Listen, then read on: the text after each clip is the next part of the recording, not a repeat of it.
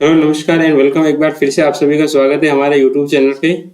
इस वीडियो में आज हम देखेंगे भारत के जो संविधान के जो अनुसूचियां है उनके बारे में।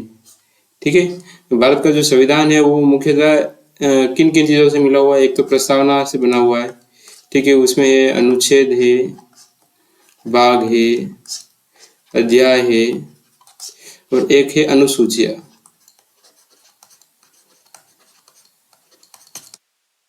अगर आपसे प्रश्न पूछे कि अनुसूचित संविधान का भाग है तो हाँ, अनुसूचित संविधान का भाग है।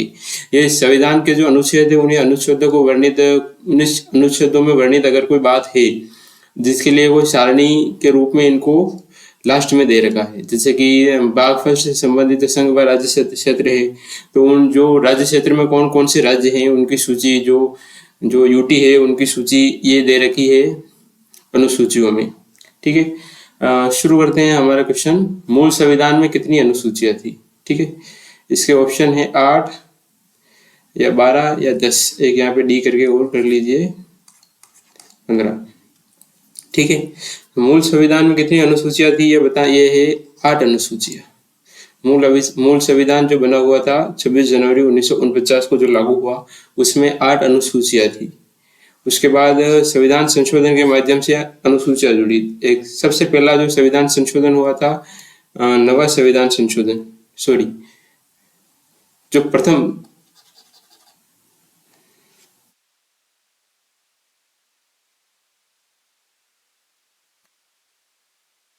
मूल संविधान में 8 अनुसूचियां थी। ठीक है, इसके बाद जो नवी अनुसूची जोड़ी गई संविधान में, 9th शेड्यूल, वो जोड़ी गई थी प्रथम संविधान संशोधन जो हुआ था 1951 में।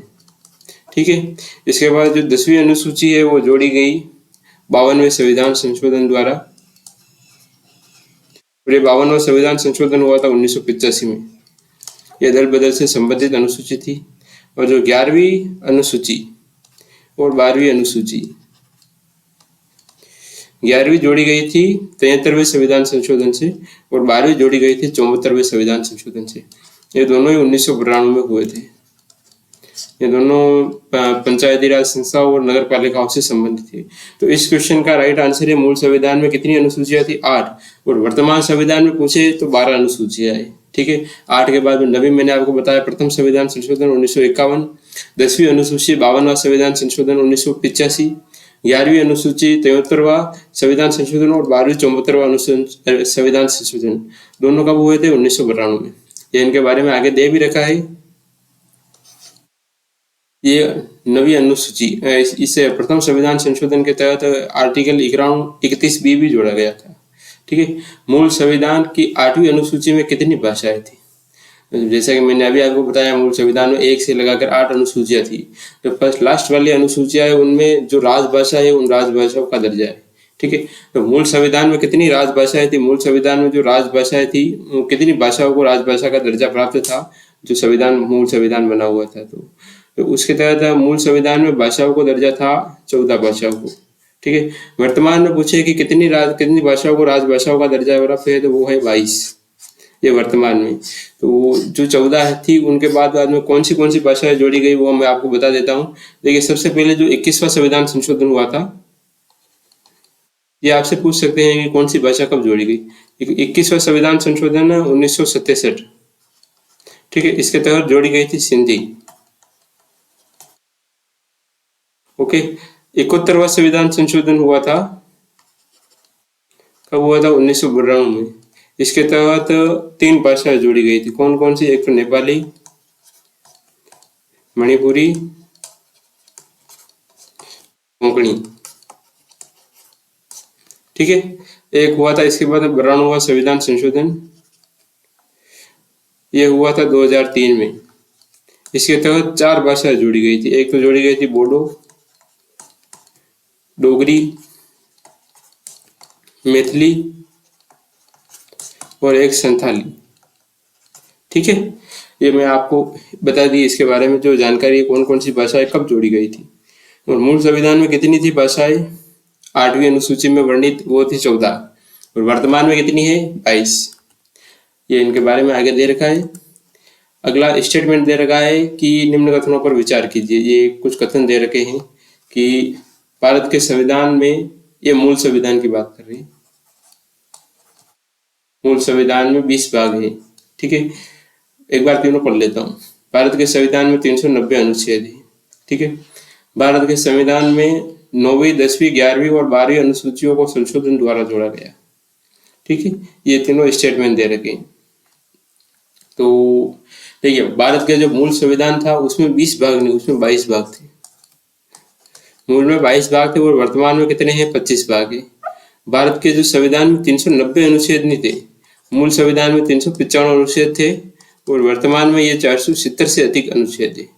ठीक है, भारत के संविधान में 9वीं, 10वीं, 11वीं और 12वीं अनुसूचियों को संशोधन द्वारा जोड़ा गया। ठीक है, ये बात सही है, बिल्कुल ये स्टेटमेंट बिल्कुल राइट है कि जो 9वीं अनुसूची है, 9वीं, 10वीं, 11वीं और 12वीं, इनको संविधान संशोधन के माध्यम से जोड़ा गया था। अब आपको बताना है, मैंने पीछे बता चुका हूँ, जैसे इसको जोड़ा गया था 73वें और इसको जोड़ा गया था 74वें संविधान संशोधन द्वारा 1992 में। ठीक है, और इन दोनों को भी संविधान संशोधन, 9वीं अनुसूची को फर्स्ट संविधान संशोधन से जोड़ा गया था 1956 में हुआ था जो, और 10वीं अनुसूची को भी संविधान संशोधन के द्वारा जोड़ा गया था 1985 में, 52वें संविधान संशोधन द्वारा। तो इस क्वेश्चन का राइट आंसर है उपरोक्त कथनों पर विचार कौन सा सही है पूछा है। ये ऐसे क्वेश्चन में आपको सबसे जो जरूरी ध्यान देना है वो यहीं पे देना है कि सही है पूछा या सही नहीं है पूछा है। अगर ये सही है पूछ रहा है तो सिर्फ 3 सही है, यानी कि सी वाला सही है। अगर ये पूछता है कि कौन से सही नहीं है तो 1 और 2, तो इसका आंसर ए हो जाता। ठीक है, तो इस क्वेश्चन का जो राइट आंसर है वो है केवल 3, यानी कि भारत के जो संविधान में 9वीं, 10वीं, 11वीं और 12वीं अनुसूचियां है उनको संशोधन के द्वारा जोड़ा गया था। ठीक है, ये इनके बारे में आगे दे रखा है। भारत के संविधान में मूल संविधान में जो भाग थे वो थे 22 और 4 जोड़ा गया और एक भाग हटाया गया। एक भाग कौन सा हटाया गया? वो भाग हटाया गया था 7वां। ठीक है, जिसमें इन राज्यों की श्रेणियों के बारे में था। तो अब वर्तमान में कितने अध्याय नहीं, यहाँ पे कितने भाग रह गए हैं? ठीक है, तो वर्तमान में भाग है 25। मूल संविधान में 395 अनुच्छेद थे और वर्तमान में कितने अनुच्छेद है? ये 450 से अधिक है, यहाँ पे 470 कर लीजिएगा बोले। ठीक है, और अनुसूचियां जो मूल संविधान में थी वो थी 8 और वर्तमान में है 12। 9, 10, 11, 12 को संविधान संशोधन के द्वारा जोड़ा गया है। अगला क्वेश्चन है, भारत संविधान में निम्न दी गई अनुसूचियों में से कौन एक राज्यों के नामों, सूची तथा उनके राज्य क्षेत्र का ब्यौरा देती है? ठीक है, तो ये देती है पहली अनुसूची। जो पहली अनुसूची है वो भारत के संघ राज्य क्षेत्र का ब्यौरा देती है।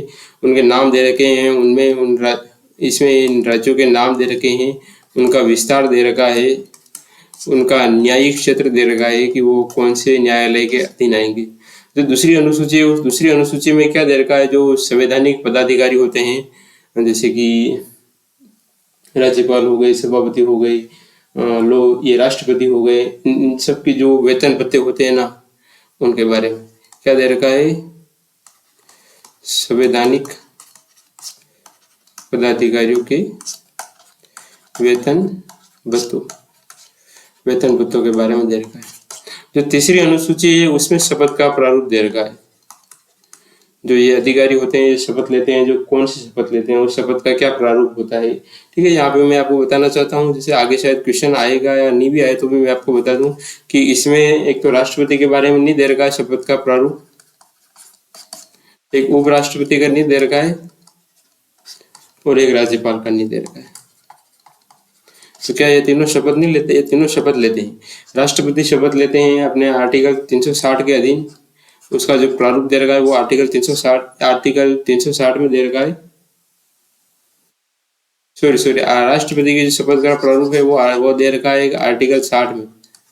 ठीक है, उपराष्ट्रपति की शपथ का प्रारूप दे रखा है आर्टिकल 69 में और राज्यपाल की शपथ का प्रारूप दे रखा है 159 में।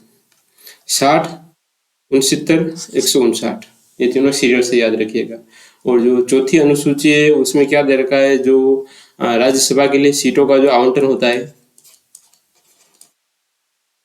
किस राज्य की कितनी सीटें हैं, किस यूटी की कितनी सीटें हैं, वो दे रखी है चौथी अनुसूची में। तो ये पूछा क्या गया क्वेश्चन में कि राज्यों के नाम और सूची, उनके राज्य क्षेत्र का ब्यौरा कौन सी अनुसूची में दे रखा है? वो दे रखा है पहली अनुसूची में। ठीक है, ये इनके बारे में आगे दे भी रखा है, मैंने आपको बता दिया, ये सब बता चुका हूँ मैं पहले आपको। जो पहली अनुसूची है उसमें राज्यों के क्षेत्र का ब्यौरा दे रखा है, उसका विस्तार दे रखा है। दूसरी में संवैधानिक पदाधिकारियों के वेतन, तीसरी में शपथ का प्रारूप, चौथी में राज्यसभा। ये अपशिष्ट शक्तियों के बारे में। अपशिष्ट शक्तियां जो 7वीं अनुसूची है उसमें शक्तियों को जो संघ की ये शक्तियों विधियों की जो शक्तियां है उनको 3 भागों में बांटा गया है, एक संघ सूची में, एक राज्य सूची में और एक समवर्ती सूची में। ठीक है, जो जो मतलब शक्ति इन तीनों के अधीन नहीं है उनको अपशिष्ट शक्ति कहा गया है। अपशिष्ट शक्ति, अपशिष्ट शक्ति का एक उदाहरण दूं तो जैसे कि जब संविधान लागू हुआ था तब भारत में जो इंटरनेट की उपलब्धता नहीं थी, तो अगर उससे संबंधित कोई कानून बनाना हो तो वो अपशिष्ट शक्तियां किसके पास रहेगी? केंद्र सरकार के पास। ठीक है, ये कुछ इससे संबंधित कुछ स्टेटमेंट दे रखे हैं कि हमको ये देखना है कि उपयुक्त कथनों में से कौन सा सही है। ठीक है, यहाँ पर भी दे रखा है अपशिष्ट शक्तियों के बारे में कौन से कथन सही है। तो देखते हैं, सबसे पहला जो स्टेटमेंट दे रखा है वो अपशिष्ट शक्तियां संघ की संसद को दी गई है। जैसा कि मैंने आपको बताया अभी कि अपशिष्ट शक्तियां है वो संसद को दी गई है, जो आर्टिकल 248 इससे संबंधित आर्टिकल है 248। ये जो भाग 11 है, भाग 11 का जो राज्य व संघ के मध्य संबंध है उनमें एक आर्टिकल आता है आर्टिकल 248, उसी में ये बात कही गई है जो अवशिष्ट शक्तियां है वो संघ के पास रहेगी। ठीक है, अगला जो यानी कि ये स्टेटमेंट हो गया है, राइट। अगला दे रखा है अवशिष्ट शक्ति के मामले में भारत के संविधान ने ऑस्ट्रेलिया के संविधान का अनुसरण किया है। अगर आपने पहले वाला वीडियो देखा है संविधान के स्रोत का तो आप इस स्टेटमेंट को देखते ही समझ जाएंगे कि ये स्टेटमेंट गलत है। अवशिष्ट शक्तियों के मामले में जो भारत का संविधान जो ली गई है वो कहाँ से ली गई है? कनाडा के संविधान से। और ऑस्ट्रेलिया के संविधान से हमने क्या लिया है? समवर्ती सूची। ठीक है, यानी कि ये स्टेटमेंट हो गया है गलत। अगला देखिए, भारत के संविधान में 7वीं अनुसूची में अवशिष्ट शक्तियों की सूची दी गई है। मैंने आपको पहले बताया है कि अवशिष्ट शक्तियां 7वीं अनुसूची में दी गई है, लेकिन उनकी कोई सूची बना के नहीं दी गई है कि हाँ ये अवशिष्ट शक्तियां आएगी, इन्हीं को अवशिष्ट शक्तियां कहेंगे, ऐसा कोई नहीं दे रखा है वहाँ पे। यानी कि ये स्टेटमेंट भी गलत है, वहाँ पे उनकी कोई सूची नहीं दे रही। अगर ऐसी बात कहें कि अवशिष्ट शक्तियां केंद्र के पास है, ये तो सही है, लेकिन 7वीं अनुसूची में उनकी कोई सूची दे रखी है, ये गलत है। और अगला स्टेटमेंट है भारत शासन अधिनियम 1935 में अवशिष्ट शक्तियां वायसराय के हाथों में सौंप दी गई थी। हाँ, ये स्टेटमेंट बिल्कुल सही है। जो अवशिष्ट शक्तियां थी उस समय वो तत्कालीन जो वायसराय थे। अगर आपको कमेंट में यह बताना है कि 1935 के अधिनियम जब भारत में आया उस समय भारत के वायसराय कौन थे? वायसराय, इनका नाम आपको कमेंट करके बताना है। ठीक है, तो ये स्टेटमेंट बिल्कुल सही है कि भारत शासन अधिनियम 1935 में अवशिष्ट शक्तियां वायसराय के हाथों में सौंप दी गई थी। ठीक है, उपयुक्त कथनों में से कौन सा सही है अभी आपको मैंने बता दिया है। दूसरा और तीसरा गलत है। ठीक है, सही कौन सा है? पहला और चौथा, फर्स्ट और फोर्थ। इसका राइट आंसर है सी। अगर यहाँ पे पूछ लेते कि कौन सा सही नहीं है तो राइट होता बी। या आपको यहाँ पे जो वहां पे अगर नहीं लिखा हुआ है तो आपको उसको ऊपर कोला कर देना है एग्जाम में, ताकि आपको मतलब एक आइडिया रहे कि ये इसमें नहीं है पूछ रहा है या है के बारे में पूछ रहा है। ठीक है, तो इस क्वेश्चन का राइट आंसर है सी, केवल 1 और 4। इनके बारे में आगे दे रखा है कि भाग 11 में संघ व राज्य के मध्य संबंध है, जिसमें 245 से 255 के मध्य विधायी संबंध है। ठीक है, जिसमें अवशिष्ट शक्तियां संसद के पास ये लिखा गया है आर्टिकल 248 में। अवशिष्ट शक्तियां हमने ली है कनाडा के संविधान से, समवर्ती सूची ली है ऑस्ट्रेलिया के संविधान से। ठीक है, 7वीं अनुसूची में अवशिष्ट शक्तियों की कोई सूची नहीं दे रखी है।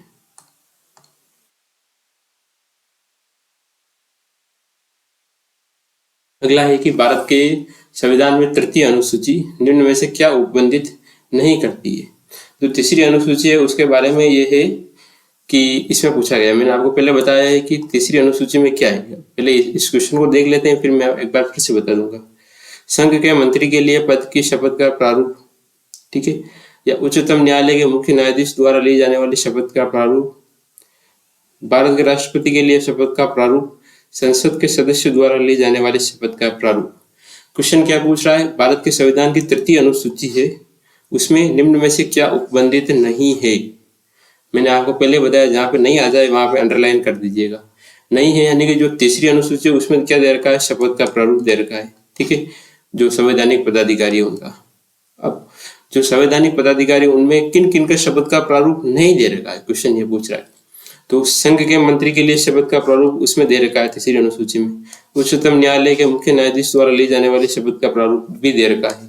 उच्चतम न्यायालय या सुप्रीम कोर्ट या हाई कोर्ट दोनों के न्यायाधीशों द्वारा संघ के मंत्री के साथ में यहाँ पे विधानसभा के मंत्री जो होते हैं विधानमंडल के राज्यों की विधानमंडल के, उनकी शपथ का प्रारूप भी दे रखा है।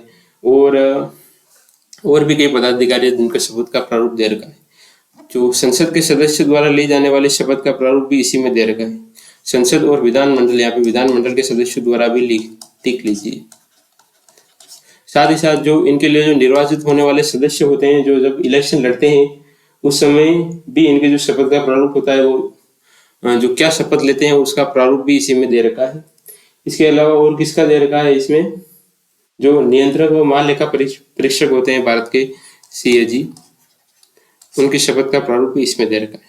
तो इसमें मैंने आपको पहले बता दिया है कि भारत के राष्ट्रपति के लिए शपथ का प्रारूप इसमें नहीं दे रखा है।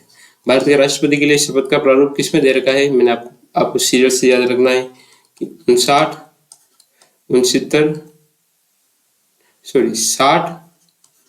69 और 159। 60 में किसका था, राष्ट्रपति का। 59 में किसका था, उपराष्ट्रपति का। 69 में और 159 में किसका था, राज्यपाल का। इनके शपथ का प्रारूप इन आर्टिकल में दे रखा है। ठीक है, यानी कि ये इसमें जो पूछा गया था कि तृतीय अनुसूची में क्या उपबंधित नहीं है, तो भारत के राष्ट्रपति के लिए शपथ का प्रारूप इस अनुसूची में वर्णित नहीं है। इसका राइट आंसर है C। तृतीय अनुसूची ये दे रखा है, इसके बारे में आगे मैंने बता दिया है। और नियंत्रक व महालेखा परीक्षक के बारे में इस शपथ का प्रारूप इसी में है। ये अनुसूचियां दे रखी है कुछ, इनमें से हमें जो राइट आंसर है वो देखना है। क्या दे रखा है, एक तरफ सूची फर्स्ट को सूची 2 से सम्मिलित करना है। सूची 1 में दे रखा है संविधान की अनुसूची, और सूची 2 में दे रखा है कि उनका विषय क्या क्या है। अभी मैंने आपको पहले फर्स्ट में बता दिया है, अगर पहले क्वेश्चन भी आ गया कि 8वीं अनुसूची में दे रखी है भाषा। ठीक है, 4थी अनुसूची में दे रखी है राज्यसभा के लिए जो सीटों का आवंटन है वो। 9वीं अनुसूची में है भूमि सुधार, और 6ठी अनुसूची में है जनजाति क्षेत्र। ठीक है, ये अगर आपने पहले वाला क्वेश्चन देखा है ध्यान से तो आप इसको कर सकते हैं कि 8वीं अनुसूची में है भाषा, 9वीं अनुसूची में है भूमि सुधार, 4थी अनुसूची में है राज्यसभा, और 6ठी अनुसूची में है जनजाति क्षेत्र। इनके बारे में आगे दे भी रखा है कि 4थी अनुसूची में राज्यसभा की सीटों का आवंटन, 6ठी अनुसूची में असम, मेघालय, त्रिपुरा व मिजोरम के जनजाति क्षेत्र। या मैं और क्लियर कर देता हूँ, देखिए एक तो है 6ठी अनुसूची और एक है 5वीं अनुसूची। ठीक है, 6ठी अनुसूची में किस के बारे में दे रखा है, असम, मेघालय, त्रिपुरा और मिजोरम, इनका जो जनजाति क्षेत्र है इनसे संबंधित है 6ठी अनुसूची। ठीक है, और 5वीं जो अनुसूची है वो इनको छोड़ के जो अन्य राज्य है उनसे उनके जो जनजाति क्षेत्र है उससे संबंधित है। ये भी 5वीं और 6ठी दोनों जनजाति क्षेत्र से संबंधित ही है अनुसूचियां, लेकिन 5वीं में क्या है, इन चारों राज्यों को छोड़ के जो अलग है उनके बारे में है। ठीक है, 8वीं अनुसूची में भाषा दे रखी है, 9वीं अनुसूची में भूमि सुधार है, और भी कई कानून है उसके 9वीं अनुसूची में। अगला क्वेश्चन है कि किस प्रधानमंत्री के कार्यकाल के दौरान संविधान में 9वीं अनुसूची को पूर्व स्थापित किया गया था। ये क्वेश्चन पूछ रहा है कि जब भारत के संविधान में 9वीं अनुसूची जोड़ी गई थी तब भारत के जो प्रधानमंत्री थे वो कौन थे। जवाहरलाल नेहरू थे, इंदिरा गांधी थी, या लाल बहादुर शास्त्री थे, या मोरारजी देसाई थे। तो भारत का जो संविधान में जो 9वीं अनुसूची जोड़ी गई थी उस समय भारत के प्रधानमंत्री थे जवाहरलाल नेहरू। कब जोड़ी गई थी, फर्स्ट CAA 1956। ठीक है, उस समय भारत के प्रधानमंत्री थे जवाहरलाल नेहरू। ये आगे 2 स्टेटमेंट दे रखे हैं, इनके बारे में हमें विचार करना है। चलिए विचार करते हैं। भारत की संसद किसी कानून विशेष को भारत के संविधान की 9वीं अनुसूची में डाल सकती है। ठीक है, अगला स्टेटमेंट है कि 9वीं अनुसूची में डाले गए किसी कानून की वैधता का परीक्षण किसी न्यायालय द्वारा नहीं किया जा सकता एवं उसके ऊपर कोई निर्णय नहीं दिया जा सकता। देखिए, जो प्रथम संविधान संशोधन हुआ था फर्स्ट CAA, उसके तहत संविधान में जोड़ी गई थी 9वीं अनुसूची। ठीक है, उस समय जो संविधान को लागू करने के लिए, जो भारत में समानता लाने के लिए राज्यों ने कई कानून बनाए, जैसे जिनमें एक भूमि भूमि से संबंधित कानून थे, उन कानूनों को व्यक्ति वापस चुनौती दे देते थे न्यायालय में कि ये हमारे लिए हमारे मौलिक अधिकारों के मौलिक अधिकारों के खिलाफ है। और मौलिक अधिकारों के खिलाफ कोई कानून होता है तो उसके खिलाफ व्यक्ति सीधे हाई कोर्ट या सुप्रीम कोर्ट जा सकता है। तो क्या किया, संसद ने एक नई अनुसूची बना ली, नवी अनुसूची, जिसके अंदर ऐसा लिखा गया कि अगर इसके अंदर कोई कानून है तो उसको इस आधार पर शून्य नहीं घोषित किया जा सकता कि ये मौलिक अधिकारों का उल्लंघन कर रहा है। अगर कोई भी कानून अगर नवी अनुसूची में जोड़ा गया है तो उसको इस आधार पर न्यायालय में चुनौती नहीं दी जा सकती कि ये नवी अनुसूची का उल्लंघन कर रहा है। जो प्रथम संविधान संशोधन हुआ था उसके तहत 2 आर्टिकल भी जोड़े गए थे, एक तो आर्टिकल 31A और एक 31B। ये 31 जो है वो मौलिक अधिकार वाले चैप्टर में है। जो 31B है वो ये कहता है कि अगर नवी अनुसूची में शामिल कोई विषय है तो उसको भाग 3 के आधार पर चुनौती नहीं दी जा सकती। यानी कि अगर वो संविधान के कोई दूसरे प्रावधान के खिलाफ है तो भले चुनौती दी जा सकती है, लेकिन हाँ कि ये हमारे मौलिक अधिकारों का उल्लंघन कर रहे हैं इस आधार पर चुनौती नहीं दी जा सकती। ये मूल संविधान की बात होगी। ठीक है, अब बात करते हैं, एक केस हुआ था जो आप संविधान पढ़ते हैं तो आपको पता होना चाहिए, केशवानंद भारती केस। ठीक है, इस केशवानंद भारती केस का निर्णय आया था। उसके बाद निर्णय कब आया था? 24 अप्रैल को। डेट सन था 1973। ठीक है, ये जो डेट है ये काफी इंपॉर्टेंट है क्योंकि इसी तारीख को जो संविधान का जो मूल ढांचा है वो कॉन्सेप्ट आया था। क्या कहा था उच्चतम न्यायालय ने, सुप्रीम कोर्ट ने, कि 24 अप्रैल 1973 के बाद अगर कोई कानून नवी अनुसूची में शामिल है तो उसका न्यायिक पुनर्अवलोकन किया जा सकता है, यानी कि उसको चुनौती दी जा सकती है न्यायालय में, और न्यायालय उसको शून्य भी घोषित कर सकता है यदि वो कानून भाग 3 का उल्लंघन कर रहा है। आपको बात समझ में आई? जैसे कि पहले क्या था कि कोई व्यक्ति इस आधार पर सुप्रीम कोर्ट नहीं जा सकता था कि ये जो नवी अनुसूची का ये कानून है भूमि सुधार का, बेसिकली उस समय जो एक तो जोड़ा गया था पश्चिम बंगाल का जो कानून था भूमि सुधार, पश्चिम बंगाल भू सुधार अधिनियम, एक केरल का भू सुधार अधिनियम था। इन दोनों अधिनियमों को नवी अनुसूची में डाल दिया गया था। ठीक है, तो व्यक्तियों ने केस कर दिया कि सुप्रीम कोर्ट चले गए सीधा कि हमारे मौलिक अधिकारों के खिलाफ है।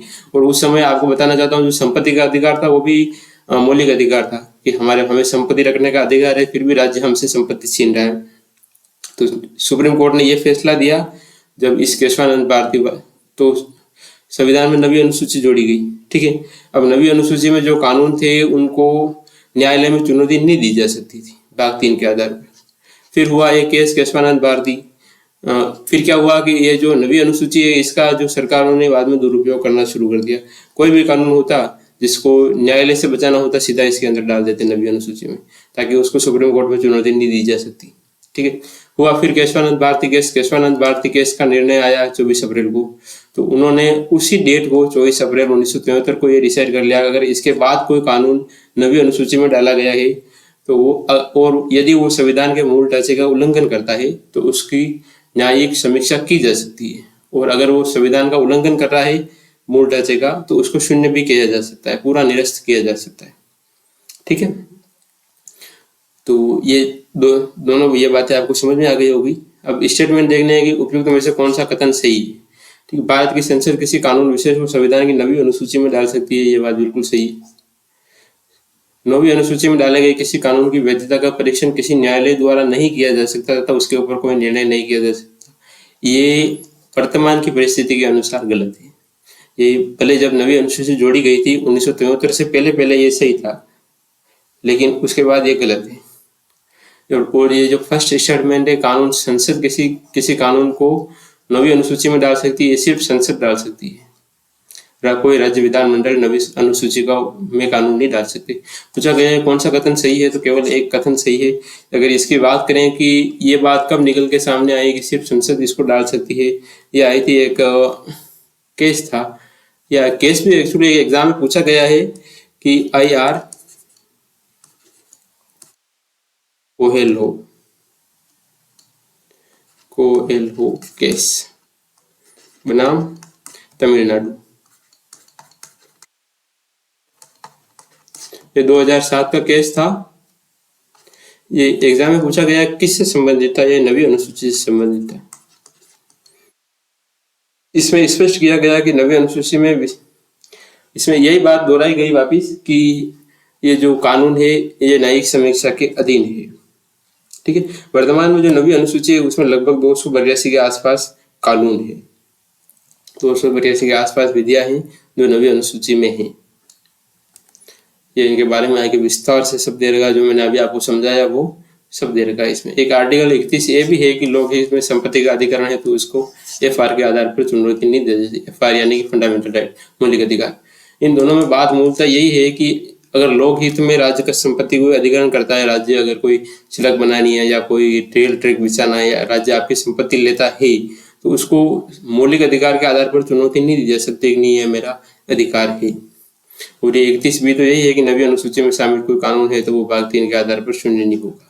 ठीक है, ये IR कोयलो बनाम तमिलनाडु में यही मैंने आपको बता दिया है कि न्यायिक समीक्षा के बाहर नहीं है। ठीक है, इसमें यह दे रखा है कि संसद को नवी अनुसूची में विधि विशेष को प्रविष्टि करने की शक्ति प्रदान की गई है, यानी कि संसद कोई कानून नवी अनुसूची में जोड़ सकती है। ये मैंने अभी आपको पहले बताया ना कि नवी अनुसूची में संसद कानून जोड़ सकती है, ये इस केस के बाद में सामने आया। मतलब पहले भी जोड़ सकती थी लेकिन ये इसके बाद में न्यायालय ने स्पष्ट किया। अगला दे रखा है कि मिलान कीजिए। एक तरफ दे रखी है सूचियां, संघीय सूची, राज्य सूची और संवर्धित सूची। ये तीनों जो सूचियां है वो संविधान की 7वीं अनुसूची में है। ठीक है, 7वीं अनुसूची में वर्णित सूचियां है। यहाँ पे दे रखा है कि ये मूल संविधान में इसमें कितने विषय थे। जो मूल संविधान में जो इनके बीच में शक्तियों का पृथक्करण कर रखा था संघ व राज्य के बीच में कि इन बातों पर सिर्फ संघीय सूची के जो विषय होते हैं उन पर सिर्फ केंद्र सरकार कानून बना सकती है। ठीक है, जो राज्य सूची के विषय होते हैं उन पर सिर्फ राज्य सरकार कानून बना सकती है। ठीक है, संवर्धित सूची के विषय होते हैं उन पर दोनों सरकारें कानून बना सकती है, केंद्र प्लस राज्य दोनों सरकारें कानून बना सकती है। अगर दोनों के मध्य किसी कानून को लेकर टकराव होता है तो केंद्र सरकार का कानून मान्य होता है। उसका एक अपवाद भी है जो ऐसा है कि अगर राज्य उस विधि को राष्ट्रपति के लिए सेव कर देगी, ये विधि राष्ट्रपति से अनुमोदित करवा दे तो वो राज्य का जो कानून होता है वो भी प्रभावी हो सकता है। ये इसका एक अपवाद है। तो आपको बताना है कि इनमें जो मूल संविधान थे उस मूल संविधान में कितने इसमें भाग थे, कितने विषय थे। देखिए मिलान करते हैं। जो संघीय सूची थी उसमें मूल संविधान में थे 97 विषय, जो राज्य सूची थी उसमें मूल संविधान में थे 66 विषय, और जो संवर्धित सूची थी उसमें मूल संविधान में थे 47 विषय। अगर वर्तमान की बात करें तो वर्तमान में जो संघीय अनुसूची है उसमें है 100 विषय, जो राज्य सूची है उसमें है 60 विषय, और जो संवर्धित सूची है उसमें है 52 विषय। ठीक है, यानी कि कुल मिला के देखें तो ये राज्य वाले कम हुए, राज्य वाले विषय कम हुए। अगर स्टेटमेंट के तौर पर पूछे कि राज्य सूची के विषय कम हुए तो हाँ कम हुए, और संवर्धित सूची और केंद्र सरकार दोनों के विषय बढ़े, संघीय सूची और संवर्धित सूची। इनके बारे में आगे दे रखा है कि 3 अनुसूचियां है मूल संविधान में। संघ सूची में 97 अनुच्छेद विषय थे, वर्तमान में 100 है। राज्य सूची में मूल में 66 थे, वर्तमान में 60 है। संवर्धित में मूल में 47 थे और वर्तमान में 52 है। अगला है कि भारत के संविधान के अंतर्गत आर्थिक योजना का विषय। जो आर्थिक योजनाएं बनती है वो किस सूची का विषय है, संघ सूची का है या राज्य सूची का है, संवर्धित सूची का है या किसी सूची में नहीं। ठीक है, जो आर्थिक सूची है, आर्थिक योजनाएं, जो ये बजट बनता है, बजट में जो घोषणाएं होती है वो आर्थिक आयोजना है। ठीक है, वो कि किस सूची का विषय है ऐसा पूछ रहे हैं। जो ये आर्थिक योजनाएं होती है ना, ये एक्चुअली ये संवर्धित सूची का विषय है। ठीक है, और इसी के बेस पे योजना आयोग का गठन हुआ था। तो योजना आयोग का क्या कार्य था, जो आर्थिक विकास के लिए जो योजनाएं बना के देना था, पंचवर्षीय योजनाएं बना देता है। ये आर्थिक विकास के लिए ये पंचवर्षीय योजना बनाया था कौन, योजना आयोग। ठीक है, ये इसकी प्रविष्टि संख्या पूछे तो संवर्धित सूची में है। ठीक है, प्रविष्टि है इसकी 20, यानी 20वें नंबर पर आता है। क्या आता है? आर्थिक और सामाजिक आयोजना। ये इसमें ये लिखा हुआ है, आर्थिक और सामाजिक आयोजना। जानवरों के प्रति प्रतिकूलता की रोकथाम को भारतीय संविधान की किस सूची में रखा गया है? तो जानवरों के प्रति जो हिंसा होती है उसको संविधान की किस सूची में रखा गया है? ठीक है, उसको रोकथाम के लिए किस सूची में रखा गया है? यह रखा गया है कि संविधान की संवर्ती सूची में। ये कुछ एक टॉपिक है जो आपको मतलब पढ़ेंगे तो आपको याद हो जाएंगे कि संवर्ती सूची में कौन सा है, संघ सूची में कौन सा है। इससे संबंधित एक आर्टिकल भी है कि आर्टिकल 48, आर्टिकल 48 है जो राज्य के नीति निर्देशक तत्व है, उनके अंतर्गत आर्टिकल 48 है। उसमें क्या है कि राज्य कृषि व वैज्ञानिक अनुसंधान के लिए प्रोत्साहन करेगा, जो पशुओं की अच्छी नस्ल है उनको सुधार करेगा, जो और एक पशु बलि के लिए प्रतिबंध करेगा। ठीक, अगर ये डायरेक्टली क्वेश्चन पूछ ले पशु बलि के बारे में किस संविधान में किस अनुच्छेद में कहा गया, तो वो तो अनुच्छेद 48। और पूछा जाए कि इसकी क्रूरता को रोकथाम के लिए संविधान किस अनुसूची में रखा गया है, तो 7वीं सूची में रखा गया है। अनुसूची कौन सी है? 7वीं। आगे दे रखा है कि निम्नलिखित में से कौन सा सही सुमेलित नहीं। ये कुछ विषय दे रखे हैं, तो हमें यह देख के बताना है कि कौन सा विषय सही सुमेलित नहीं। एक सार्वजनिक स्वास्थ्य व स्वच्छता, ये किस सूची का विषय? ये राज्य सूची का विषय, इस पर राज्य सरकार कानून बनाती है, ये बिल्कुल सही है। ठीक है, जनगणना है, ये संघ सूची का विषय है। व्यक्तियों की जनगणना करना, उनके बारे में जो आंकड़े प्रकाशित करना, ये सब संघ सूची, केंद्र सरकार उनके ऊपर कानून बना देती है। ठीक है, CANRC अभी ये चल रहा था ट्रेंडिंग टॉपिक। जनसंख्या नियंत्रण व परिवार नियोजन, ये भी समवर्ती सूची का विषय। इस पर केंद्र सरकार व राज्य सरकार दोनों कानून बना सकती है। एक दे रखा है दल बदल रोधी कानून, ये 11वीं अनुसूची का भाग नहीं है। ये किस अनुसूची में है? यह है 10वीं अनुसूची में। जो तत्कालीन जो इंदिरा गांधी की सरकार थी, उन्होंने देखा कि व्यक्ति अपने दल बदल देते हैं। ठीक है, तो उन्होंने इस दल बदल की रोकथाम के लिए संविधान में एक अनुसूची जोड़ी, 10वीं अनुसूची। ठीक है, 1900, आपको कमेंट में बताना है कि कब जोड़ी गई थी, किस संविधान संशोधन के माध्यम से। मैंने पहले बता चुका हूँ वैसे। ये जोड़ी गई 10वीं अनुसूची, और 10वीं अनुसूची में है दल बदल रोधी कानून। 11वीं अनुसूची में क्या है? 11वीं अनुसूची में पंचायतों के बारे में ये दे रखा है, मैंने सब इसको आगे से बता दिया। शिक्षा जो प्रारंभ में राज्य सूची का विषय था, उसे संवर्ती सूची में कब स्थानांतरित किया गया है? देखिए, मैंने आपको पहले बताया है कि जो संवर्ती सूची है उनमें भी प्लस हुए हैं और संघ सूची में भी प्लस हुए, और राज्य सूची से कम हुए। तो शिक्षा था ना, शिक्षा विषय, ये मूल में राज्य सूची का विषय था। इसको राज्य सूची से स्थानांतरित करके किसमें किया गया? संवर्ती सूची में। ठीक है, ये वर्तमान में संवर्ती सूची का विषय है। अब ये पूछना चाहते हैं आपसे कि इसको कब किया गया? ठीक है, इसको किया गया था 42वें संविधान संशोधन द्वारा। ठीक है, 42वां संविधान संशोधन कब हुआ था? 1976 में। और इसे संविधान संशोधन, ये इतना बड़ा संविधान संशोधन था कि इसे मिनी संविधान की संज्ञा दी जाती है। इतना बड़ा संविधान संशोधन था। इस संविधान संशोधन के तहत कई प्रावधानों में बदलाव हुए, जो आपके मूल कर्तव्य हैं वो भी इसी के तहत जोड़े गए थे। तो इसका राइट आंसर है कि 42वां संविधान संशोधन।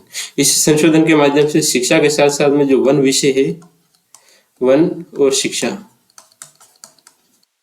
इन दोनों को ही संवर्ती सूची में डाला गया। कहाँ से डाला गया था? ये राज्य सूची से। पहले ये विषय राज्य सूची में थे, इनको बाद में संवर्ती सूची में स्थानांतरित किया गया। अगला क्वेश्चन है कि भारत के संविधान में निम्न में से कौन सी अनुसूची दल बदल विरोधी कानून के विषय में प्रावधान है? ये मैंने आपको पहले ही बता चुका है कि इसके ये है 10वीं अनुसूची। कब जोड़ी गई थी? 1985 में 10वीं अनुसूची जोड़ी गई, जिसमें कब इसमें एक संशोधन भी हुआ है। कब हुआ है? 91वां संविधान संशोधन अधिनियम 2003 द्वारा इस 10वीं अनुसूची में संशोधन भी किया गया है। जोड़ी कब गई थी? ये 52वें संविधान संशोधन अधिनियम 1985 द्वारा। किस सरकार के कार्यकाल में? इंदिरा गांधी की सरकार के कार्यकाल में। पूछ सकते हैं आपसे कि उस समय मुख्यमंत्री कौन थे। भारतीय संविधान की 7वीं अनुसूची के अंतर्गत संघ सूची में निम्नलिखित में से कौन सा विषय किसका उल्लेख नहीं है। ठीक है, बैंकिंग का उल्लेख है, इसमें आरबीआई वगैरह है। बीमा का उल्लेख भी संघ सूची का विषय है। जनगणना मैंने आपको पहले बता दिया संघ सूची का। उसमें गैस के बारे में कहीं नहीं है। जो गैस विषय है ये राज्य सूची में। ठीक है, राज्य सूची का विषय है। जो गैस का जो उत्पाद शुल्क होता है ना, जो गैस का जो उत्पादन होता है उसका जो शुल्क होता है वो शुल्क लेती है संघ सरकार। ठीक है, और ये उत्पाद शुल्क किस विषय का है, संघ सूची का विषय है। ठीक है, और गैस की जो संकर में है उस पे जो उसके बाद में जो ट्रांसपोर्ट वगैरह होते हैं उन पे जो शुल्क होते हैं वो विषय है राज्य सूची का। तो इस क्वेश्चन का जो राइट आंसर है वो गैस है। ये गैस किस सूची का विषय है, राज्य सूची का। ये क्वेश्चन आया था पहले किसी एग्जाम में आया था, एमपीपीएससी का शायद, काफी टफ क्वेश्चन था कि इसमें दे रखा है भारतीय संविधान की 7वीं अनुसूची में 7वीं अनुसूची किस प्रविष्टि एवं किस प्रविष्टि का संबंध राज्य के विधानमंडल के निर्वाचन से है। ठीक है, ये दे रखा है कि मतलब किस प्रविष्टि, कौन सी सूची में, सूची फर्स्ट संघ सूची, सूची 2 राज्य सूची और सूची 3 संवर्धित सूची।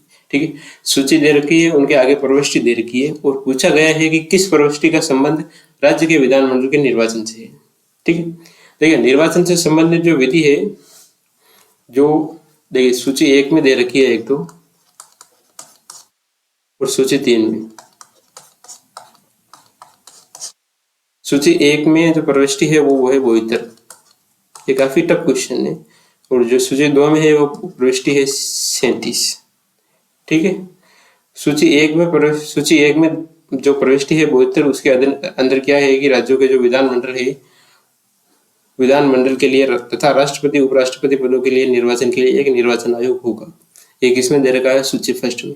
किस किस के बारे में होगा, एक तो राज्यों संसद के लिए, एक राज्यों के विधानमंडल के लिए, एक राष्ट्रपति के लिए, एक उपराष्ट्रपति के लिए। इन चारों के लिए होगा एक निर्वाचन आयोग। ठीक है, सूची 2 है, सॉरी यहाँ पे सूची 3 नहीं, सूची 2 है। सूची 2 की प्रविष्टि है 37। इसमें क्या है कि संसद द्वारा बनाई गई किसी विधि के उपबंधों के अधीन राज्य के विधानमंडल के लिए निर्वाचन के संबंध में राज्य के विधानमंडल से निर्वाचन से है। ठीक है, ये इस सूची 2 में है। अब सिर्फ इतना सा ध्यान रखना है कि कौन सी सूची संबंधित है। सूची 1 संबंधित है और सूची 2 संबंधित है। यहाँ पे प्रविष्टि है 37। भूमि सुधार के विषयों के अंतर्गत है। भूमि सुधार किस सूची के अधीन है? भूमि सुधार कानून थे वो 9वीं अनुसूची में है। ठीक है, अब आपको ये बताना है कि ये किस सूची का विषय है। जो भूमि सुधार है वो राज्य सूची का विषय है। इसके बारे में ये कानून है केरल भू सुधार अधिनियम और पश्चिम बंगाल भू सुधार अधिनियम, ये दोनों ही आप इनसे याद रखे तो रख सकते हैं कि ये राज्य सूची के विषय। अगला क्वेश्चन है कि भारत के संविधान में किस अनुसूची के अधीन जनजाति भूमि का खनन के लिए निजी पक्षकारों के अंतर्गत अकृत और शून्य घोषित किया जा सकता है? जो जनजाति क्षेत्र में जो खनन होता है और जो पेड़ों की कटाई वगैरह होती है उसे किस अनुसूची के तहत शून्य किया जा सकता है? ठीक है, अब ये देखिए पूछा जा रहा है कि किस अनुसूची के तहत शून्य किया जा सकता है। अगर यहाँ पे स्पेशली लिख लेते हैं कि असम से संबंधित है या मेघालय से संबंधित है या त्रिपुरा या मिजोरम से संबंधित है, ठीक है, तो ये हो जाता 5वीं अनुसूची। इसी 5वीं अनुसूची में ही दे रखा है कि ये भूमि जो खनन वगैरह होते हैं उनके लिए आपको एक अलग से प्रशासन व नियंत्रण संबंधित उपबद्ध है, उसके लिए एक नियंत्रक बोर्ड गठित होगा, वो सब होगा। ठीक है, ये निर्णय था इसका, एक आंध्र प्रदेश का कोई मैटर था, उसमें निर्णय देते हुए संविधान ने 5वीं अनुसूची के तहत इसको शून्य घोषित करने की एक बात कही। भारत के संविधान की 11वीं अनुसूची है, उसमें कितने विषय है? ये दे रखा है कि 11वीं अनुसूची है, उसमें देखिए मैं आपको बता दूं, एक 11वीं अनुसूची है, एक है 12वीं अनुसूची। इन दोनों में 11वीं अनुसूची है वो पंचायती राज से संबंधित है। 12वीं अनुसूची है वो है नगर पालिका से संबंधित, जिसमें नगर निगम नगर परिषद तीनों आ गई। ठीक है, उनकी शक्तियां है, उसकी जिम्मेदारी है, उनके जो विषय हैं वो सब दे रखे हैं इनमें। जो 11वीं अनुसूची है उसमें जो पंचायती राज है उनके जो विषय है वो है 29। और जो 12वीं अनुसूची है उनमें जो नगर पालिकाओं के जो विषय है वो है 18। ठीक है, तो ये 11वीं अनुसूची के विषय है 29 और 12वीं के पूछ रहे नगर पालिकाओं के तो वो है 18। यानी कि नगर पालिकाओं को कम विषय पर कानून बनाने का अधिकार है। और इनके बारे में आगे दे रखा है कि जिम्मेदारियां कितनी विषय की दे रखी है, तो पंचायती राज संस्थाओं को 29 और नगर पालिकाओं को 18। सभी का धन्यवाद। अगर आपको वीडियो अच्छा लगा तो चैनल को सब्सक्राइब कर दीजिएगा, वीडियो को लाइक कर दीजिएगा और कमेंट में आपको कोई सुझाव है तो बता दीजिएगा। धन्यवाद।